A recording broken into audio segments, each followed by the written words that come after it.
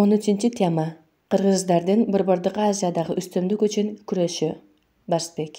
Кытай жазмаларында 7-кылымда Енисейде кыргыз мамлекети негизделип, аны Шибоцуй Атчан, Шабакой Арслан Элтебер титулу менен узак мезгил башкарып, 648-жылы Тан империясына барып дипломатиялык мамиле түзгөндүгү баяндалат. 7-кылымдын аягында 8-кылымдын башталышында кыргыздардын Енисейдеги мамлекети коңшуларын олуттуу эсептешүүгө мажбурлаган. Анын башында Барсбек Ажо турган.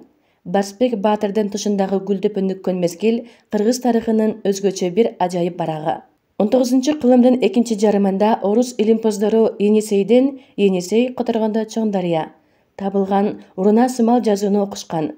Бул жазуу 8-кылымдын башында кыргыздар жана аларга туугандаш, бирок кас түрктөр тарабынан жазылып, анда кыргыздардын каганы Барсбек жөнүндө айтылган. Бул жазуу булагында кездешкен биринчи кыргыз ысымы эле. Барсбек Борбордук Азиядагы саясий жагдай кескин өзгөрүп турган кезде кыргыздарга башчылык кылган. Ал эми Орхон түрктөрү Монголияда Таң империясынын эзүүсүнө каршы көтөрүлүшкө чыккан. Алар талаада Кытай аскерлерин жана алардын союздаштарын бир нече жеңилүүлөргө учуратышкан. Эски Ашина династиясынын мүчөсү Күчлух башчылык кылган түрктөр экинчи түрк кагандыгын түзүшөт. Кыргыздар башка талай элдери сыяктуу эле үстүртөн болгон Кытай бийлигинин ордуна аларга үстөмдүк кыла турган күчтүү мамлекеттин болушун каалашкан эмес. Кыргыздар баш кагандын 9 огуздары, куры кандар, кытайлар, татарлар менен биргелешип Таң империясынын союздаштары болуп чыгышкан. 688-жылы үстөмдүккө умтулган чыгыш түрктөр баш кагандын коалициясын талкалашып, толук бойдон талаанын ээси болуп калышты. Кыргыздар бул салгылашууга катышкан эмес, ошондуктан өздөрүнүн аскерлерин сактап калышат. Барсбек Ажо түрк кагандыгынын түндүк чек араларындагы түрктөргө каршы турган күчтөргө башчылык кылып калды. 688-жылдан кийин көп өтпөй Барсбек кыргыздардын күчүн баамдап, маанилүү саясий актыны жасады. Ал Ынанчу Алп Билге деген такты намын кагандык титулу менен кошо кабыл алды. Мына ошентип, кыргыздардын каганы Борбордук Азияда үстөмдүк кылууга ачыктан ачык тоо коюп, түрк кагандыгына чакырык таштаган болчу. Түрктөрдүн каганы капаган, кыргыздардын коркунучун жоюуну чечет. Түрктөрдүн Енисейге карай Билге башчылык кылган биринчи жортоолу ийгиликсиз аяктайт. Аскерлер кыргыздардын чек арасына жеткен кезде токтотулган. Натыйжада каршылашкандар тынчтык келишимин түзүшкөн. Анын шартына ылайык капаган Барсбекти каган деп таанып, ага өз жээнин аялдыкка берген. Калыбы кыргыздар түрк кагандыгы менен ниеттеш болууга сөз берген окшойт. Бул келишим Барсбек каган Ынанчу Алп Билгенин абалын мыйзамдаштырды жана бекемдеди, бирок анын алысты көздөгөн максатын чечкен жок. 8-кылымдын башында күчөгөн Барсбек түрктөргө каршы активдүү тышкы саясатты жүргүзгөн. 707-709 жылдары ал ошол кезде түрктөр менен согушуп жаткан Кытайга 2 элчиликти жиберген. Түрктөргө каршы союзду уюштуруу боюнча Барсбектин дипломатиялык демилгеси Түргөш кагандыгына да тараган. Чүй өрөөнүндөгү түргөчтөргө Эзгене башчылык кылган элчилик жиберилет. Кыскасы, кыргыздардын каганынын дипломатиялык аракеттери ийгиликтүү болгон. 709-жылга карата ал түрктөргө каршы кубаттуу коалицияны түзө алган. Ага Таң империясы жана Түргөш кагандыгы кирген. Түрк кагандыгынын саясий жана ири аскери ишмерлеринин бири Тон Йокук Борбордук Азияда түзүлгөн саясий жагдайга мындайча баа берген экен. Табыгач кытайлык каганы биздин душманыбыз эле. Онок түргөчтөрдүн каганы биздин душманыбыз. Бирок биздин баарынан чоң душманыбыз кыргыздардын күчтүү каганы болгон. Түрктөр күтүп отурбай союздаштарга биринчи болуп кол салып, аларды жалгыздап талкалоону чечти. Жогоруда келтирилген тексттен тала гегемону үчүн баарынан чоң коркунучтуу душман алыскы кытайлар жана түргөчтөр эмес, кыргыздар болгондуктан биринчи чабуулду ошолордон баштаган. 709-жылы түрктөрдүн кошууну Енисейдин баш жагынан кечип өтүп, кыргыздарга союздаш Чик жана Аз урууларын талкалап, Туваны ээлешкен да, аны кыргыздарга чабуул коюу үчүн плацдармага айландырышкан. Кыргыздар Тувадан Енисейге Капчыгай аркылуу кеткен башкы жолду жалаң аска таштарды үймөктөп, тизип отуруп, эч бир жан өтө алгыс бийик кыр менен тосуп коюшкан.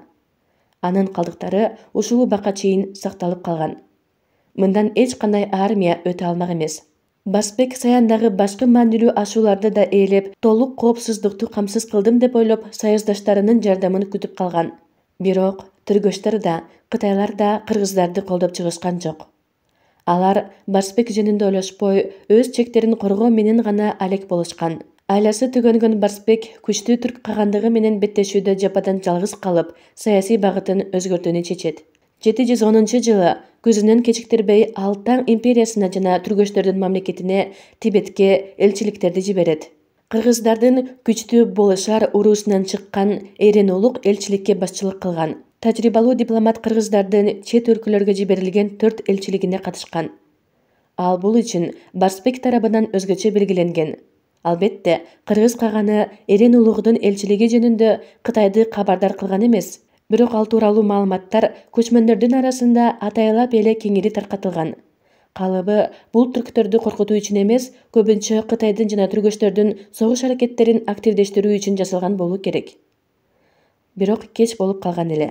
Эрен улук белгисиз себептер менен бөтөн жерде өлгөн. Тибет Барсбекке союздаш болуп калган жок. Кытайлар менен түргөчтөр жортууга чыгышпады. Түрктөр болсо аракеттерин ыкшамдатты. Түрк кол башчылары жан аябаган кадамды жасоону, Саян кырка тоолорундагы кыргыздар коргоп турган жолдорду айланып өтүп, кышкы ызгаарга карабай кыйын жол менен өтүүнү чечишти. Бул жортууга түрктөрдүн келечектеги каганы Билге жана анын баатыр бир тууганы Күлтегин катышкан. Бирок ага иш жүзүндө кары жана тажрыйбалуу Тоньёкук башчылык кылган. Ал жергиликтүү элден чыккынчыны издеп табат. Жол көрсөткүч өзүнүн шоруна түрктөрдүн аскерлерин бийик тоолордогу жашыруун жалгыз аяк жол менен Миң ойдугуна алып барууга макул болгон. Тоньёкук жортуулдун кыйынчылыгын мындайча сүрөттөгөн. Мен аскерлерге сапарга чыгууга буйрук бердим. Мен аттангыла деп айттым. Ак термелден өтүп жатканда мен тылдагы лагерге токтоп турууга буйрук бердим. Аттанууга буйрук берип, кар аралап жол салдым. Өзүм башкалар менен бирге жыгач бакандарды таянып чыктым. Алды жактагылар карды тапташты. Биз токой каптаган чокууну ачтык. Аябагандай кыйынчылык менен төмөн түштүк. Тоодогу кар ширендесин айланып өтүп олтуруп, 10 күн дегенде тоо жантаймасына жеттик. Жергиликтүү жол баштоочу жолдон адашып кеткендиктен өлтүрүлдү. Албетте, кыш көрөөдө Саян тоосу аркылуу өтүү чоң эрдикти талап кылган. Түрктөрдүн ойлогону ордунан чыкты. 710-711 жылдары кышында алардын аскерлери кыргыздарды күтүрбөгөн жерден каптап киришти. Биринчи салгылашуу түн ичинде болду. Биз кыргыздарга уйкуда жатканда кол салдык, жолду найзалар менен салдык, деп белгилеген байыркы түрктөрдүн руна-самал жазуусу бар эстелигинде. Кыргыздардын негизги күчтөрү талкаланган болчу. Барсбек аман калган колун Сунга токоюна азыркы Тувада топтоп өжөрлүк менен каршылык көрсөттү. Айыгышкан катуу салгылашуу бир жумага созулду. Мында Күлтегин үстөмдүк кылды. Кыргыздар толук кыйратылды. Барсбек бетме-бет салгылашууда курман болду. Анын сөөгүн кыргыздардын байыркы салты боюнча сый менен коюуга да мүмкүн болбоду. Мунун өзү Алтын көлдөгү эпитафияда белгиленген болчу. Уруулаштары баатыр кагандын урматына адам боюнан бийик чоң жалпак ташты орнотушту. Кыргыздар анын курман болушуна байланыштуу азасын кыргыз жазуусу менен билдиришкен. Сунганын алдындагы салгылашууда кыргыздардын жеңилиши калыбы анын мамлекетин эң улуттуу кесепеттерге алып келген окшойт. Анткени ошондон кийинки 40 жылдан ашуун убакыттын ичинде кыргыздар Борбордук Азиядагы согуш аракеттерине катышкан эмес. Мамлекеттин башына кыргыздардан аким коюлганына карабастан, ал түрк кагандыгы кулаганга чейин иш жүзүндө ага көз каранды болуп турган.